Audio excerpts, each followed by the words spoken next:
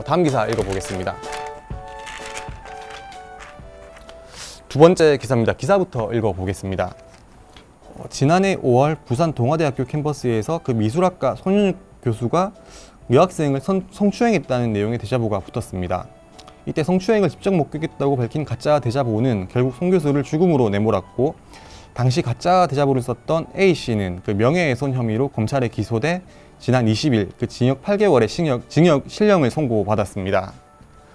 그 법원에서는 그 A씨는 마치 손 교수의 성추행을 직접 목격한 사람이 있고 증거까지 존재하는 것처럼 표현해 진실인 것처럼 인식하도록 했다. 그리고 소문의 진위를 확인하여는 노력도 없이 풍문에만 근거해 범행을 저질렀다. 범행의 수단과 범행으로 인한 결과 등에 비춰 죄책이 가볍지 않다고 양형 이유를 밝혔습니다. 진실이 밝혀진 데는 그 손 교수 어머니 최진희 씨의 노력이 컸습니다. 이때 최 씨는 아들의 억울한 죽음을 바로잡기 위해서 1년 동안 치열하게 싸웠는데요. 이때 혼자 증거 자료를 모으고 경찰과 검찰의 억울함을 계속해서 호소했습니다. 이분은 그 살면서 처음 겪는 소송 때문에 그 신장에는 혹이 생겼고 급성간경화 질환까지 얻으셨다고 합니다. 그럼에도 포기할 수 없었던 것은 그 오직 아들 손 교수의 실추된 명예를 되살려야 한다는 일념 때문이었다고 합니다.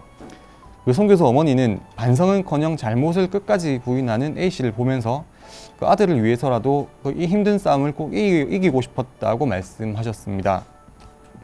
그 A씨의 구속으로 이제 그 세상을 떠들썩하게 했던 동아대 성추행 사건은 어느 마무리가 되는 모양새입니다. 그 당시 실제 성추행범으로 알려진 B 교수는 지난 3월 먼저 파면이 됐습니다. 그 손 교수 어머니는 아들이 죽지 않았으면 진실은 영원히 밝혀지지 않았을 것이다. 그리고 아들의 죽음으로 세상에서 가짜뉴스가 사라졌으면 한다. 진실을 정확히 밝히는 날까지 힘을 내겠다고 말씀하셨습니다. 이 사건은 사실 확인 없는 하지만 실제 확인한 사실인 것처럼 소문을 낸 전형적인 가짜뉴스였습니다. 저지른 사람은 큰 잘못이 아니라고 생각할 수 있겠지만 보셨듯이 그 여파는 엄청났습니다. 손 교수 어머님 말씀대로 세상에서 가짜뉴스가 사라져야 할 것 같습니다.